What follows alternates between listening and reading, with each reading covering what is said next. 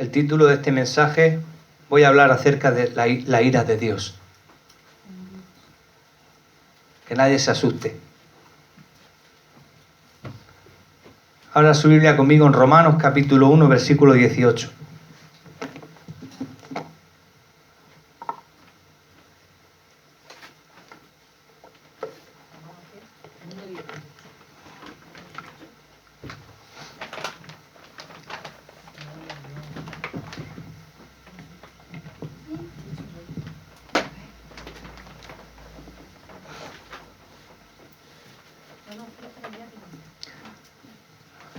La carta del apóstol Pablo a los Romanos, capítulo 1, versículo 18. Porque la ira de Dios se revela desde el cielo contra toda impiedad e injusticia de los hombres que detienen con injusticia la verdad. Hermanos, esta epístola de Romanos es una presentación del Evangelio muy completa. De hecho, la epístola de los Romanos es conocida por los teólogos como la epístola con más doctrina y con más enseñanza para fundamentar una iglesia. Es una joya esta epístola de Romanos, porque contiene las grandes enseñanzas de la fe cristiana, los fundamentos: sola fide, solo por fe; sola gracia, solo por gracia; solo Cristo, solo por Cristo. Y esto es una obra maravillosa del Espíritu Santo, esta epístola. Pero fíjese que de tantas cosas que habla esta epístola, de la justificación, esta epístola de Romanos habla de cosas maravillosas, de la justificación por medio de la fe, de la vida en el Espíritu, de los resultados de la justificación, pero de muertos al pecado. Pero fíjese cómo comienza el apóstol Pablo. El apóstol Pablo comienza diciendo en el capítulo 1 que no se avergüenza del Evangelio porque es poder de Dios para salvación a todo aquel que cree. Y a continuación va a presentarle el Evangelio a los romanos. Una iglesia que él se había propuesto visitar, que al final no pudo visitarla. Era su deseo, cuando pasara por España, visitar a la iglesia en Roma. Era su deseo, ya había sido impedido varias veces. Y esto es una obra maestra del Evangelio. Pero fíjese que cómo empieza. La culpabilidad del hombre en el capítulo 1 empieza así. Y hemos leído este pasaje de Romanos capítulo 1, versículo 8. Y antes de Pablo de hablar de todas esas cosas maravillosas, de los resultados de la justificación y del amor de Dios inquebrantable, primero, ¿cómo presenta el Evangelio? El apóstol Pablo presenta el Evangelio con una afirmación de la ira de Dios. Así comienza el apóstol Pablo esta epístola. Comienza hablando acerca de la ira de Dios, el apóstol Pablo. Esto, desde luego, que se opone a las técnicas de evangelismo de hoy, a nuestras técnicas de evangelismo. Porque en nuestras técnicas de evangelismo de hoy, pues hablamos de amor, de felicidad, de vida abundante, de perdón, de gozo y de paz. Esa es la técnica que usamos cuando evangelizamos a la gente. Le hablamos de todas estas cosas, del amor, de la fidelidad, de la felicidad, de la vida abundante, del perdón, del gozo. Pero le preguntamos a la gente si no le gustaría tener todas estas cosas. Es lo que la mayoría de los evangélicos hacen a la hora de evangelizar, es esto. Y preguntarles si es que no les gustaría tener todo esto cuando evangelizamos. ¿No te gustaría tener todas estas cosas? El amor, la felicidad, la vida abundante, el perdón, el gozo y paz.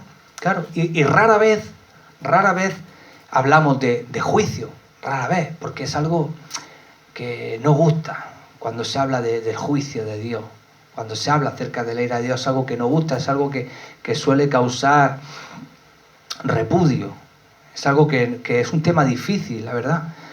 Pero alguna vez hemos predicado, cuando hemos evangelizado, alguna vez hemos predicado a la gente diciéndole: por cierto, ¿sabías que la ira de Dios se revela contra tu impiedad? De decirle a una persona: oye, por cierto, ¿sabías que la ira de Dios se revela contra tu impiedad? Rara vez hemos predicado así, hemos empezado el mensaje, rara vez, siendo sincero. Bendito sea el Señor. Pero desde la perspectiva de Pablo, el temor se convierte en la primera presión aplicada a los hombres malos, aquí en esta epístola. Hablando primeramente acerca de la ira de Dios. Es el primer tema. Ahora, ¿cómo pueden entender algo? ¿Cómo pueden entender algo del amor si no entienden del odio de Dios? ¿Cómo pueden entender de la gracia sin entender su ley? ¿Cómo pueden entender el perdón si no entienden la paga del pecado? Amén. No pueden entender ni buscar la gracia y la salvación a menos que sean afectados por el terror de la ira de Dios que está sobre ellos. Esto no es algo nuevo, esto es el Evangelio. Yo recuerdo en los Hechos de los Apóstoles, el primer mensaje del apóstol Pedro. Habéis matado al Hijo de Dios, habéis cometido un gran pecado.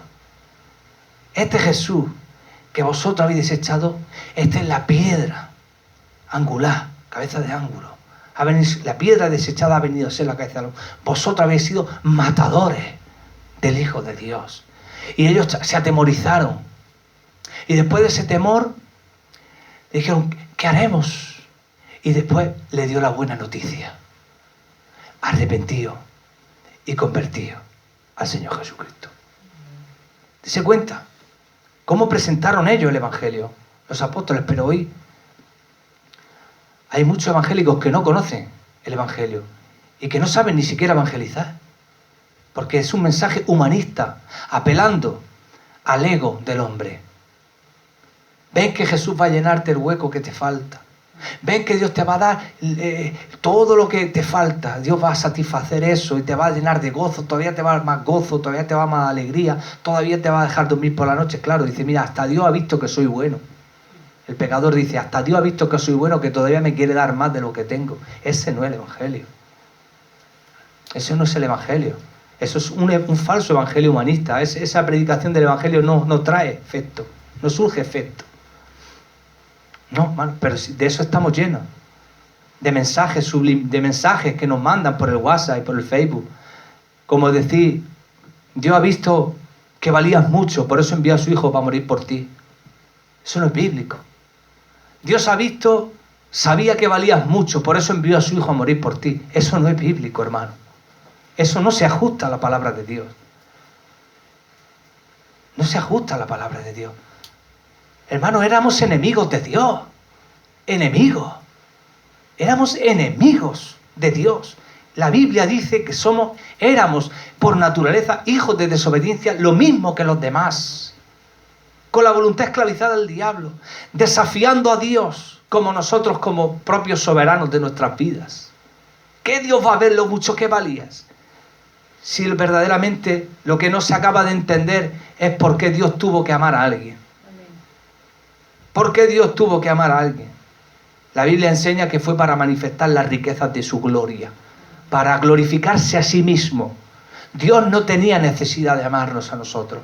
Un hombre que lo desafió, un ser humano que llamó a Dios mentiroso en la cara, en el huerto del Edén.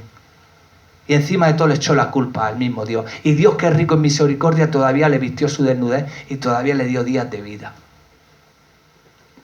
Pero es cierto que la paga del pecado es muerte y morimos. Es cierto. Estamos rodeados de estos mensajes humanistas, disfrazados del Evangelio, pero eso no es lo que la Biblia enseña.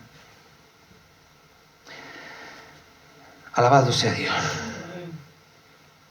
No pueden entender, hermano, ni buscar la gracia y la salvación, a menos que sean afectados por el terror de la ira de Dios que está sobre ellos, a menos de que sean informados que la ira de Dios está sobre ellos. Ahora vamos a seguir hacia adelante.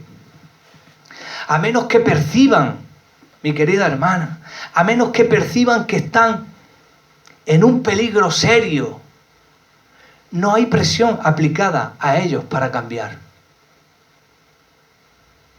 Si se les predica que valías mucho y que Dios viene a satisfacerte. Dice, mira, hasta Dios ha visto que soy bueno. Pero cuando se les predica que la ira de Dios está sobre ti,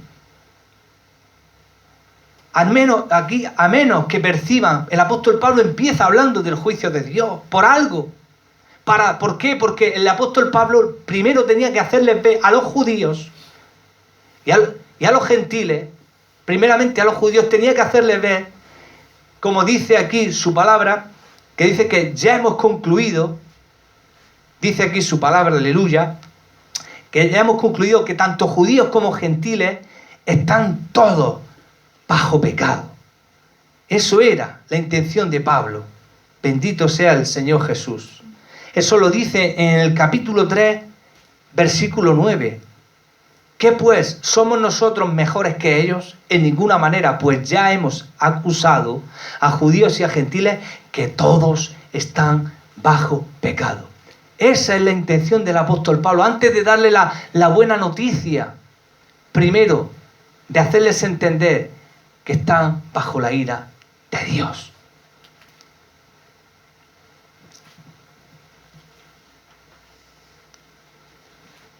Hay ciertas personas que se molestan porque no entienden a Dios.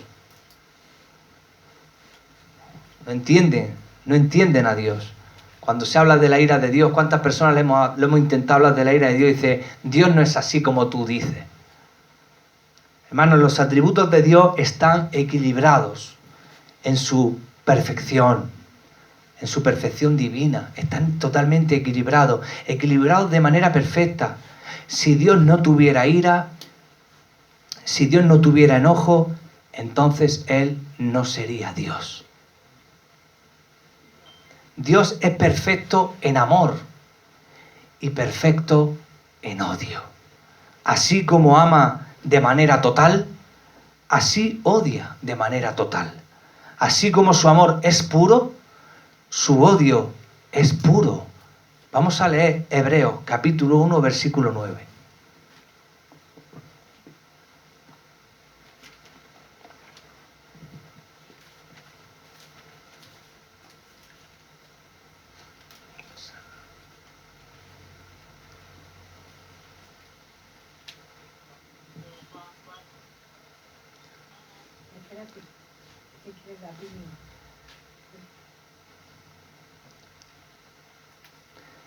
Has amado la justicia y aborrecido la maldad, por lo cual te ungió Dios, el Dios tuyo, con óleo de alegría más que a tus compañeros. Has amado la justicia y aborrecido la maldad.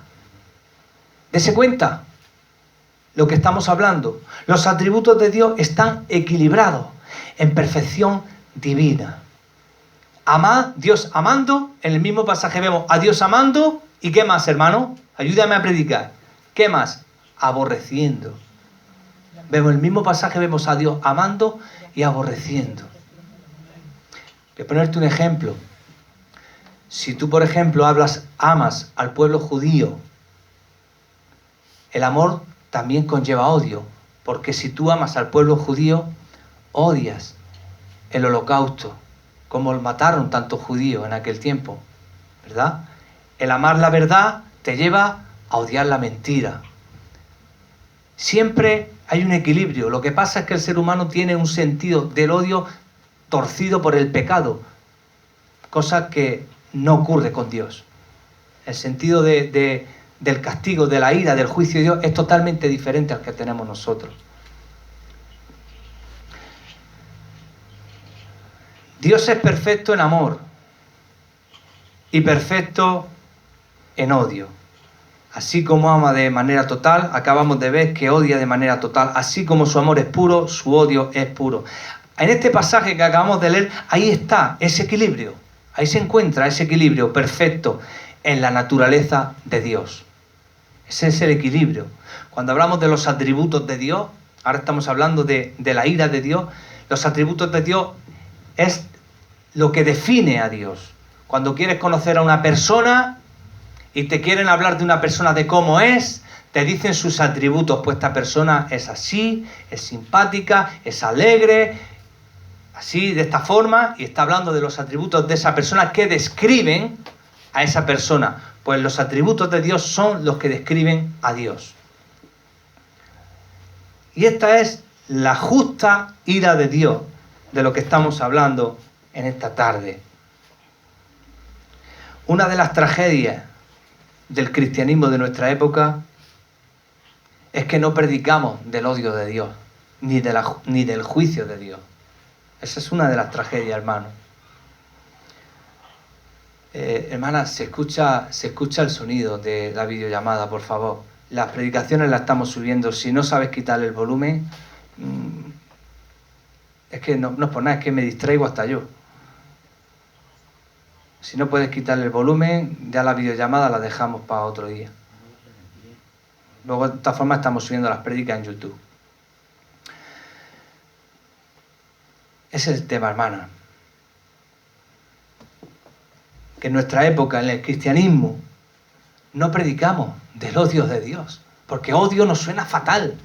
Cuando hablamos del odio parece que eso solamente pertenece a los hombres. No, perdona. La ira de Dios, el justo juicio de Dios que se revela contra toda injusticia. Acabamos de leerlo en Romanos capítulo 1, versículo 8. Que se revela contra toda injusticia. El juicio de Dios.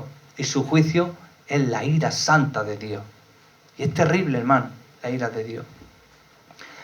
Y esa es una de las tragedias de esta época, hermanos, que no predicamos de eso. No se habla de eso. Solamente se habla de este evangelio, el evangelio dulce.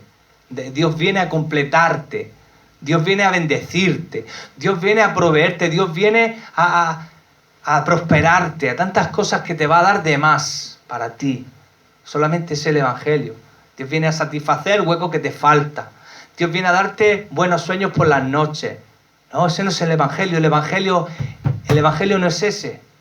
El evangelio es la ira de Dios se revela contra tu injusticia. Antes de darle las buenas noticias, primero hay que darle las malas. Cuando vamos al médico y el médico no nos dice primero el remedio, no. Cuando vamos al médico, lo primero que nos dice que es las malas noticias. Oye, Daniel, tienes este problema. Te pasa esto, esto y esto y esto. ¿Sí? ¿De verdad? ¿Qué voy a hacer? Dice, no te preocupes, que hay esta solución.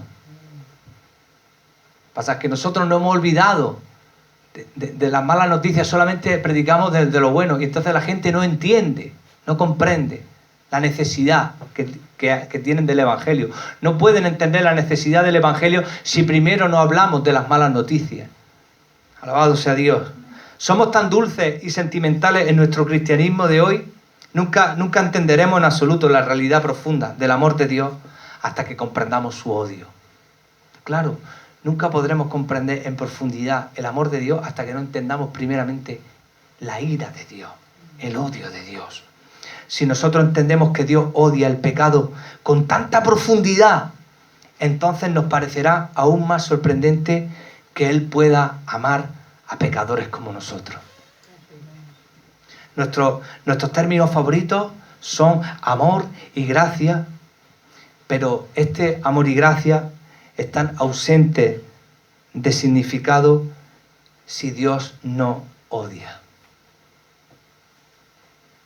Esa es la realidad, hermano. Amor y gracia están carentes de significado si primero no se entiende la ira de Dios, la justicia y ira de Dios. Vamos a leer, hermano, en el Salmo 90.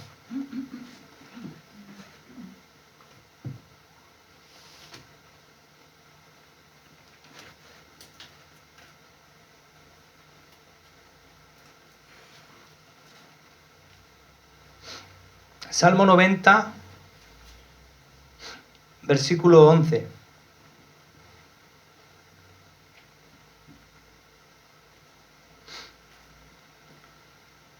¿Quién conoce el poder de tu ira y tu indignación según que debes ser temido? ¿Lo ha leído? ¿Quién conoce el poder de tu ira y tu indignación según que debes ser temido? Moisés nos enseña que la ira de Dios es insondable, demasiado profunda para comprenderla. ¿Existe alguna persona en este mundo que realmente teme a Dios como lo haría si conocieran la profundidad real de la ira de Dios? No. No, hermano. Esa es la respuesta. No. No existe ninguna persona en este mundo que realmente tema a Dios como debería hacerlo si verdaderamente conociera realmente la ira de Dios en profundidad. Mira qué palabras de Moisés. Nosotros no queremos imaginar a Dios como se nos revela. Hay mucha gente que no quiere imaginar a Dios como se nos revela en las Sagradas Escrituras, sino que prefieren imaginarlo diferente. Hay personas que prefieren imaginarse a Dios a su forma, diferente. El Diosito amoroso y ya está, y no hay más. El Diosito amoroso, que se puede, el Diosito amoroso y ya está. Y no, eso no es conocer a Dios, ni es nada. Más amoroso, no queremos, mucha gente que no quiere imaginar a Dios como se nos revela, sino que queremos imaginarlo diferente, más amoroso, más misericordioso, más tolerante con nuestro pecado. Pero esto que acabo de decir, esto es pecado. ¿Y sabe qué clase de pecado es? Idolatría. ¿Sabe por qué idolatría? Porque es crear un Dios conforme a nuestra imagen. En lugar de creer en Él como se nos ha revelado en su palabra. Amén. Hay gente que adora a un Dios que se ha creado en su propia mente, en su propia imagen. Idolatría, un Dios creado, no es el Dios que revelan las Escrituras. Tema muy importante el de hoy, hermano. 4 aspectos de la ira de Dios que nos van a motivar, a adorarlo. 4 aspectos de la ira de Dios que nos van a motivar para adorarle. La ira de Dios es inmutable. ¿Qué significa inmutable? Que no cambia. Pero es que no cambia del Antiguo Testamento al Nuevo. No cambia porque precisamente en el Nuevo Testamento se habla más de la ira de Dios que en el Antiguo. En el Antiguo Testamento vemos, en los capítulos 6, vemos destrucción, una manifestación de la ira de Dios, arrasando, fulminando. Pero es inmutable. El Dios del Antiguo Testamento, el Dios airado, es el mismo que el del Nuevo Testamento, hermano. La ira de Dios es inmutable, no cambia. Dios sigue aborreciendo el pecado de la misma forma que lo aborrecía en el Antiguo Testamento y en el Nuevo Testamento. Sigue aborreciéndolo de la misma manera, aunque no lo juzgue de la misma forma, pero sigue aborreciéndolo y sigue estando igualmente airado de la misma forma, mi querida hermana, mi querido hermano. Es inmutable dentro de las personas de la Trinidad, porque hay muchas personas que dicen, bueno, es que la ira de Dios fue aplacada por su Hijo, porque el Hijo es misericordioso, el Padre es el airado, pero el Hijo es el misericordioso que frena la ira de Dios. Ni mucho menos, hermano, que va, no es cierto. No es cierto, porque si leemos en Apocalipsis 6, nos habla de la ira del Cordero. No hace falta que busques lo busca en la casa, capítulo 6 de Apocalipsis. Habla de esa manifestación. Vamos a echarle un vistazo, venga, vamos a verlo, venga. Apocalipsis capítulo 6. Esos que dicen que la ira de Dios solo es del Padre y que el Hijo es el que la aplaca.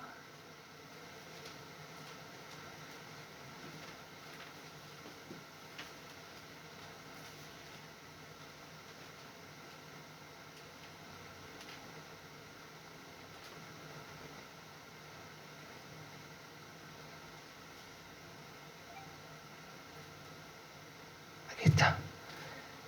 Los sellos, un desastre sobre la tierra. Y dice en el capítulo 6, el versículo 16, y decían a los montes y a las peñas, caed sobre nosotros y escondednos del rostro de aquel que está sentado sobre el trono y de la ira del Cordero.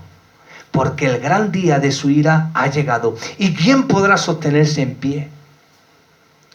Alabado sea el Señor. Es inmutable. La ira de Dios es inmutable dentro de las personas de la Trinidad. del Padre, el Hijo y el Espíritu Santo. De hecho, la ira del Cordero. Es Cristo el que está airado. Es Dios. Es Cristo. Es la ira. Es el Hijo el que va a ejecutar la ira de Dios. Hermano, la ira del Cordero. Bendito sea el Señor. También la ira de Dios nos habla de que es inmutable en el que a cada pecador por igual, es aplicada a cada pecador por igual. Por ejemplo, leemos en el Salmo 5, Salmo 5:5.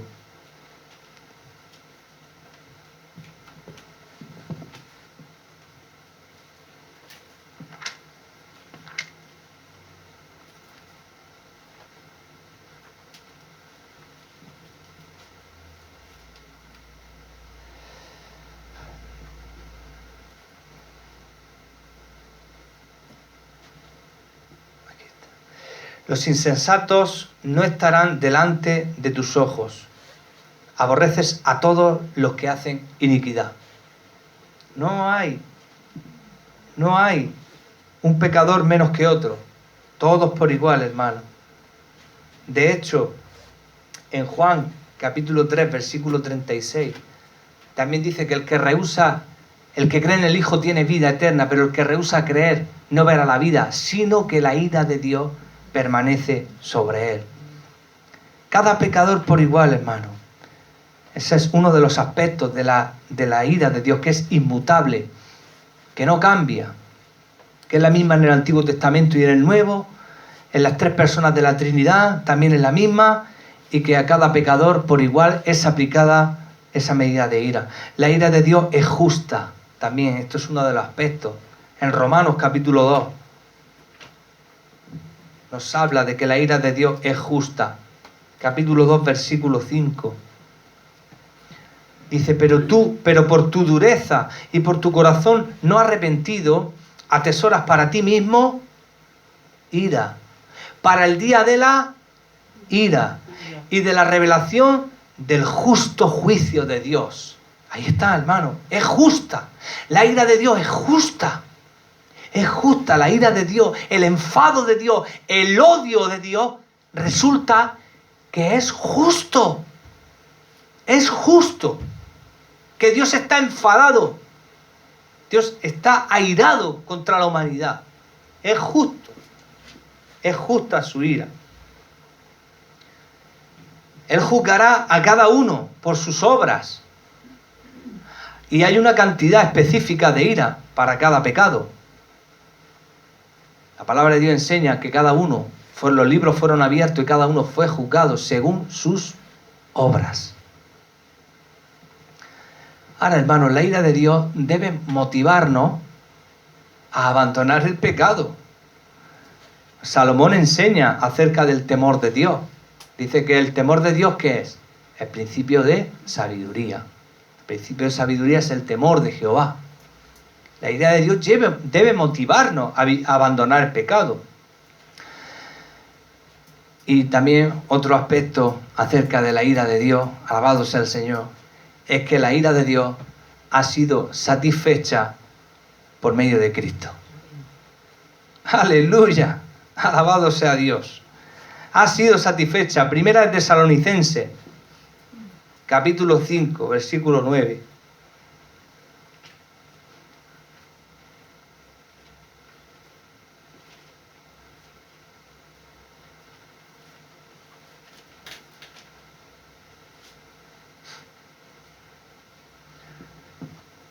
Me encanta este pasaje, porque no nos ha puesto Dios para ira, sino para alcanzar salvación por medio de nuestro Señor Jesucristo. Bendito sea su santo nombre. Podemos encontrar salvación de esa ira por medio de Cristo. Esas son las buenas noticias que hay que darle al pecador.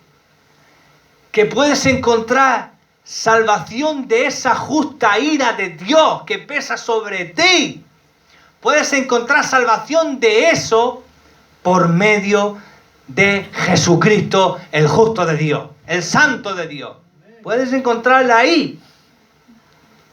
Ahora quiero, hermanos, que leas conmigo un pasaje que es muy gráfico acerca de lo que estamos hablando, de la ira de Dios, en Isaías, el profeta Isaías. Este pasaje es súper gráfico, hermano. Isaías 63.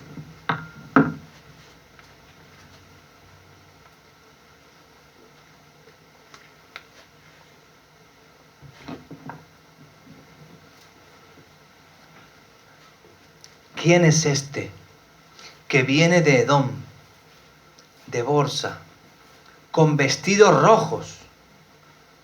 Este hermoso en su vestido, que marcha en la grandeza de su poder. Yo, el que hablo en justicia, grande para salvar. ¿Por qué es rojo tu vestido y tu ropa como del que ha pisado el lagar? He pisado yo solo el lagar, y de los pueblos nadie había conmigo. Los pisé con mi ira, y los hollé con mi furor. Y su sangre salpicó mis vestidos, y manché todas mis ropas. Porque el día de la venganza está en mi corazón, y el año de mis redimidos ha llegado. Miré, y no había quien ayudara, y me maravillé que no hubiera quien sustentase. Y me salvó mi brazo, y me sostuvo mi ira. Y con mi ira hollé los pueblos, y los embriagué con mi furor, y derramé en tierra su sangre. ¡Wow, hermano! Si puede hacer una imagen cómo está describiendo Dios esta escena, juzgando el día de la ira, lo compara como que viene pisando a las personas como si fueran uvas, machacándolos con los pies y manchándose las vestiduras con la propia sangre de ellos, hermano. Qué terrible la ira de Dios, hermano. Es terrible la ira de Dios.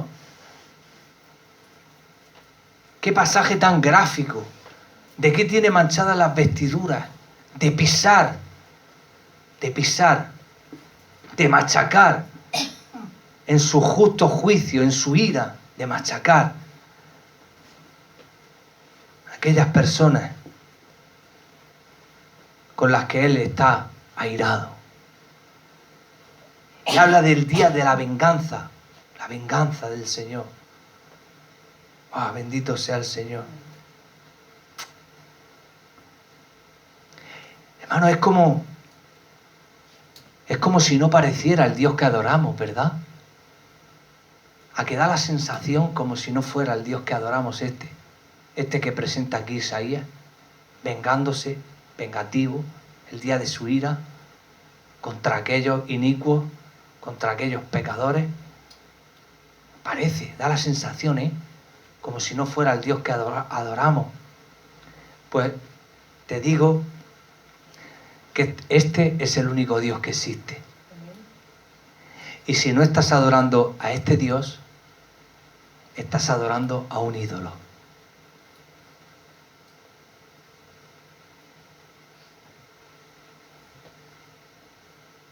Hermanos, no es hasta que no entendamos esta ira de Dios y entendamos y comprendamos la fuerza y el furor de la ira de Dios, que realmente vamos a apreciar lo que Cristo hizo a favor de los suyos en la cruz.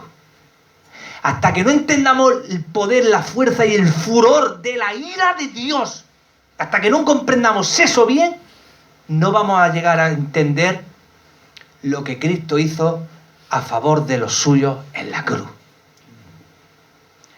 Porque en la cruz es Cristo quien toma nuestro lugar y es pisado por Dios quien nos salva.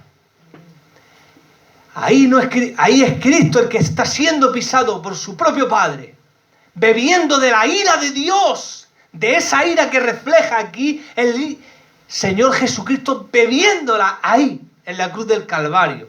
Y esta vez era el propio Padre el que pisaba a su propio hijo, y no era la sangre de lo inicuo, era la sangre de su propio hijo la que salpicaba y la que bañaba la cruz del Calvario. Por ocupar ese lugar, por aplacar la ira del Padre y desviarla hacia Él. Hacia Él. Él fue la propiciación por nuestros pecados.